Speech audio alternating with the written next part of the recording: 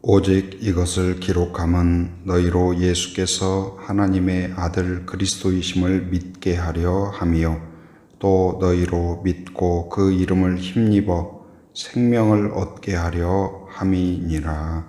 아멘. 은혜로우신 아버지 하나님 감사합니다. 우리에게 믿음을 주시고 구원을 주시고 생명을 주시고 영생을 주신 것 감사합니다. 지난밤도 하나님의 은혜의 품 가운데 저희를 품어주시고 쉼과 단잠을 허락하여 주심 감사합니다. 오늘도 새 아침을 베풀어 주시고 주 안에서 말씀으로 기도로 시작하게 하심 감사합니다. 오늘도 우리의 마음을 새롭게 하시고 용기를 주시고 믿음을 주시고 담대함을 주시며 기쁨과 감사함으로 주의 뜻에 순종하는 저희들 되게 하여 주옵소서. 예수님의 이름으로 기도합니다. 아멘. 오늘 우리에게 주신 하나님의 말씀은 신약 성경 마태복음 2장 1절부터 12절까지 말씀입니다. 오늘은 예수님을 찾는 자, 그런 제목으로 같이 말씀을 나눕니다. 성도는 예수님을 따라가는 자죠. 그리고 어디가 예수님의 길일까? 그 길을 찾아가는 사람이라고 할 수 있습니다. 예수님은 곧 하나님께 나아가는 길이 되었죠. 그래서 예수님께서는 내가 곧 길이요 진리요 생명이다 말씀하셨습니다. 그래서 예수님을 따라가면 예수님을 찾아가면 반드시 구원이 있습니다. 반드시 하나님의 길이 있습니다. 반드시 하나님의 은혜가 있습니다. 오늘 또 그것을 가르쳐줘요. 첫째는 무엇이냐? 하나님이 인도하신다. 누구를요? 예수님을 찾는 자를 인도하신다. 우리는 어디에 있지? 어디에 있지? 어디에 있지? 그냥 막연하게 찾는 게 아니에요. 바로 인도자가 있다. 우리가 여행을 갔을 때에도 이제 단체 관광을 간다든지 그러면 인솔자가 있습니다. 그러면 그 나라에 대해서 우리가 사전 지식이 많지 않아도 언어를 잘 몰라도 어디로 가야 되는지 몰라도 점심을 어디 먹어야 되는지 오늘 어디 가야 되는지 몰라도 인솔자가 차에 타셔요. 자, 이제 오늘 여기 내리셔서 식사하실 것입니다. 그러면 졸다가 내려가지고 밥 먹자고 하면 밥 먹고 다시 타자고 하면 타고 그 안내를 따르기만 하면 그날 멋있는 데도 가고 맛있는 음식도 먹고 여행을 하면서 즐겁게 보낼 수가 있는 것이죠. 바로 하나님의 그 길을 찾아가는 것도 마찬가지입니다. 우리가 혼자서 찾아간다면 두렵고 또 내가 이렇게 가는 것이 맞나? 그런 생각이 들죠. 그러나 하나님께서는 예수님을 찾는 자마다 하나님의 뜻에 순종하고자 하는 자마다 어떻게 하신다고요? 인도하신다. 인도하신다. 한번 여러분 마음으로 따라하시기 바랍니다. 하나님은 나를 인도하신다. 하나님은 여러분의 가정을 인도하십니다. 우리를 홀로 두지 않고 인도하셔요. 오늘 말씀을 통하여 그걸 우리가 깨달을 수 있기를 바랍니다. 오늘 말씀에는 누가 등장하냐? 박사들이라고 그랬어요. 박사들. 박사들이 예수님이 베들레헴에 태어난다는 사실을 알고 이제 지금 찾아오고 있어요. 찾아오고 있어요. 근데 이 박사들은 어떤 사람이냐? 어디서 왔냐? 동방에서 왔다고 그랬어요. 동방. 곧 이제 그 베들레헴이나 예루살렘 그리고 이스라엘에서는 먼 거리에 있는 곧 이제 이스라엘 민족이 생각할 때에는 하나님의 백성은 유대인만이라고 생각을 했어요. 그래서 구원 받으려면 반드시 유대인이 돼야 된다. 유대인이 구원의 방주다. 이렇게 생각을 그들은 하고 있었어요. 그래서 유대인 외에는 구원이 없다. 그렇게 생각을 했어요. 근데 오늘 이 박사들은 유대인이 아니에요. 이방인이에요. 곧 이스라엘 백성들이 무시하고 구원이 없다고 생각하고 하나님을 모른다고 생각하는 이방인인데 문화가 전혀 다르고 신앙 배경이 다르고 그리고 그들의 삶의 배경이 다 다른데도 불구하고 오늘 하나님께서 그들을 인도해서 예수님께로 이끌어 가시는 것을 볼 수가 있어요. 하나님은 이방인이냐 유대인이냐 피부색이 어떠냐 문화가 어떠냐 언어가 무엇이냐 지식이 많냐 적냐 그것으로 정해지는 것이 아니고 누구든지 수고하고 무거운 짐진 자들아 다 내게로 오라 그랬어요. 제한이 없어요. 하나님께 나아오는 자 누구든지 하나님이 받아주시고 믿음으로 나아오는 자마다 하나님을 의지하는 자마다 그에게 하나님께서는 열려있고 인도하시고 구원을 주시는 줄 믿습니다. 오늘 이 동방 박사들을 인도하셔요. 이들은 어떤 사람입니까? 말씀을 연구하는 사람도 아닙니다. 그 이스라엘에 보면 이제 전통적으로 율법을 연구하고 가르치고 읽고 그런 사람들이 있죠. 누구예요? 서기관. 이 사람들은 늘 말씀을 암송하고 읽고 가르치고 하니까 하나님의 말씀을 가장 잘 아는 사람이에요. 근데 아이러니하게도 하나님의 말씀을 가장 잘 아는 사람들, 바로 서기관과 제사장들이 예수님이 오셨을 때에는 알아보지 못하고 기다리지도 않아요. 사모함도 없어요. 그리고 예수님이 공생애를 하실 때에도 가장 걸림돌이 되었던 사람 중에 하나가 바로 이 사람들이에요. 아이러니하죠. 그런데 오늘 이 동방 박사들은 어떻습니까? 서기관도 아니에요. 제사장도 아니에요. 그들의 원래 하는 일은 뭐냐? 별을 연구하는 사람들이다. 그러니까 천문학자로 볼 수도 있고 별로 점치는 사람이라고 볼 수도 있어요. 어찌됐든 성경과는 그 율법과는 율법을 연구하고 아는 거하고는 거리가 먼 사람이에요. 그럼에도 불구하고 하나님의 뜻을 찾아서 아기 예수를 찾아오는 그들을 별을 통하여서 인도하고 계세요. 신기해요. 어떤 사람에게는 꿈으로 인도했죠. 예수님의 그 어머니 마리아 그리고 아버지 요셉에게는 또 이 꿈을 통하여서 환상을 통하여서 가르쳐 주었죠. 그런데 오늘 별을 연구하는 사람들에게는 무엇을 통해서 가르쳐 줬어요? 별을 통하여서. 어쩌면 우리가 가장 잘 이해하도록 익숙하도록. 그래서 하나님은 한 분이시지만 하나님이 우리에게 가르쳐주고 이해되도록 하는 하나님의 방법과 지혜는 끝이 없다. 그래서 각자에게 하나님은 다양한 방법으로 인도하시고 가르쳐주신다. 가르쳐주셔요.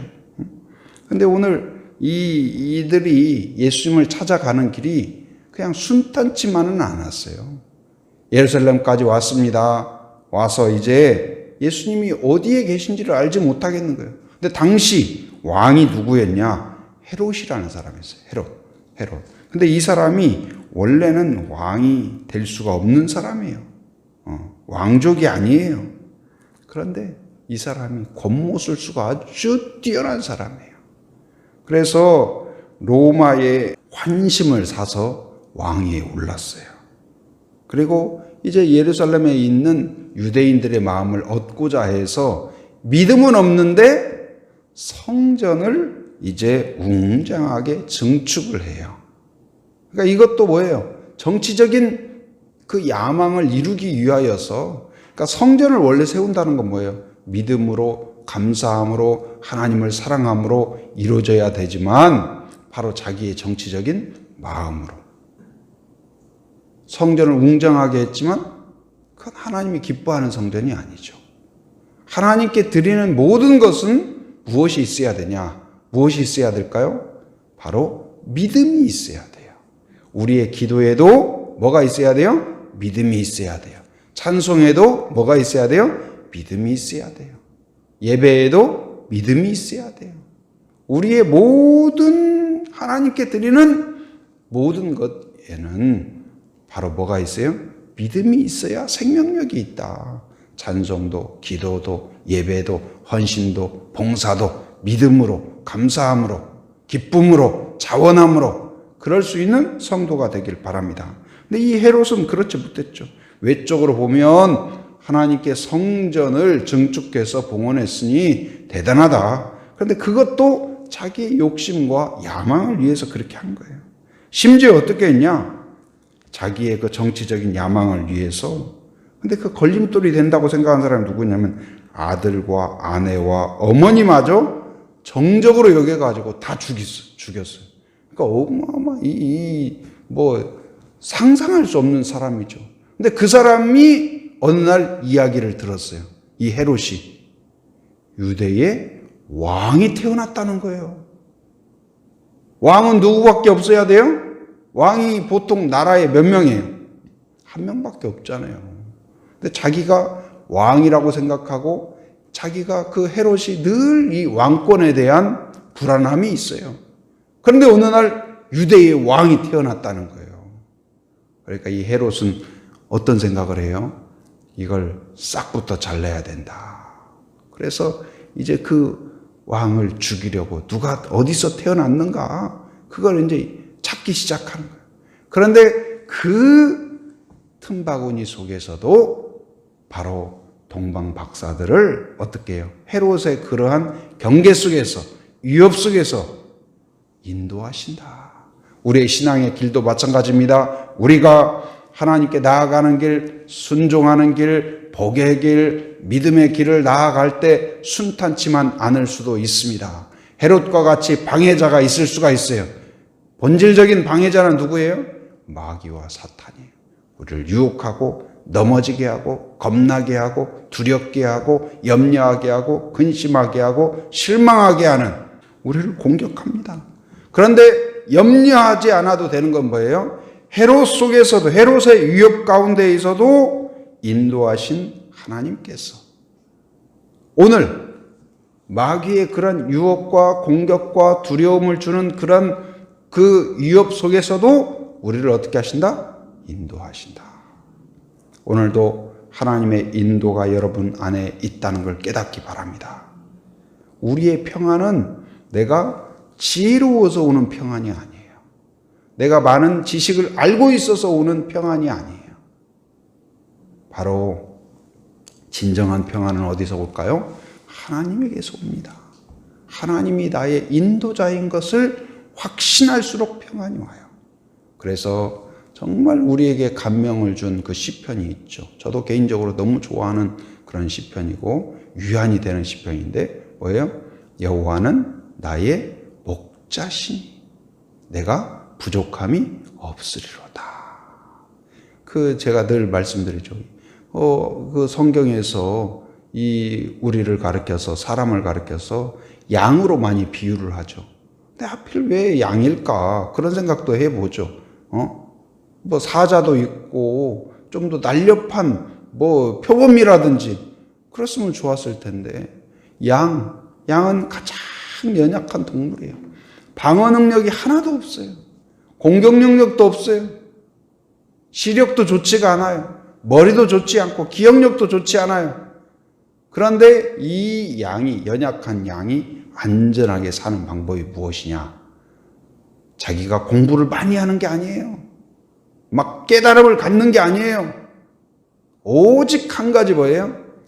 선한 목자가 옆에 있으면 안전해요. 우리도 마찬가지예요. 우리의 안전은 어디에서 올까요? 우리가 서로 힘을 뭉치고 마음을 뭉치고 거기서 오는 게 아니고 우리의 선하신 목자 옆에 있는 것이 안전이에요. 그러면 안전하게 하나님께 나아가는 길이 될 줄 믿습니다. 오늘 또 그 하나님께서 성령을 통하여서 말씀을 통하여 지혜로 여러분과 저를 인도하고 계신다는 사실을 확신하시기 바랍니다. 그 믿음이 있을 때 평안이 있어요. 담대함이 있어요. 용기가 있어요. 그리고 하나님께서는 그들을 인도할 뿐만 아니라 주님을 따르는 자, 주님을 찾는 자, 하나님의 길을 찾는 자에게는 반드시 무엇을 주시냐? 큰 기쁨을 주신다. 자, 10절 말씀 우리 같이 한번 읽어보도록 하겠습니다. 10절 같이 시작. 그들이 별을 보고 매우 크게 기뻐하고 기뻐하더라. 바로 그들이 이제 별을 따라서 가다가 잠시 동안 안 보인 거예요. 그러다가 다시 별을 보여서 별을 따라서 가는데 별이 한 곳에 딱 다다라서는 멈추는 겁니다. 그래서 그들이 딱 알아본 거예요. 드디어 목적지에 도착했구나. 여기구나. 그리고는 이제 그들이 이제 마음속에 어떻게 있어요? 이 헤롯과 유대의 제사장들, 서기관들은 어땠어요? 그들이 메시아가 베들레헴에 오신다는 것을 제사장들은 알았어요. 서기관들은 알았어요. 왜요? 바로 선지자를 통한 그러한 예언들을 알고 있었기 때문에. 그러나 정작 예수님이 오셨다고 했을 때 그들은 어떻게 했냐?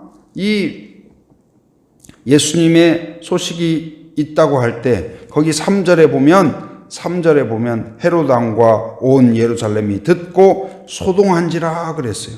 여기서 소동했다는 말은 무슨 말이냐? 공포에 질려서 막 요동했다는 말이에요.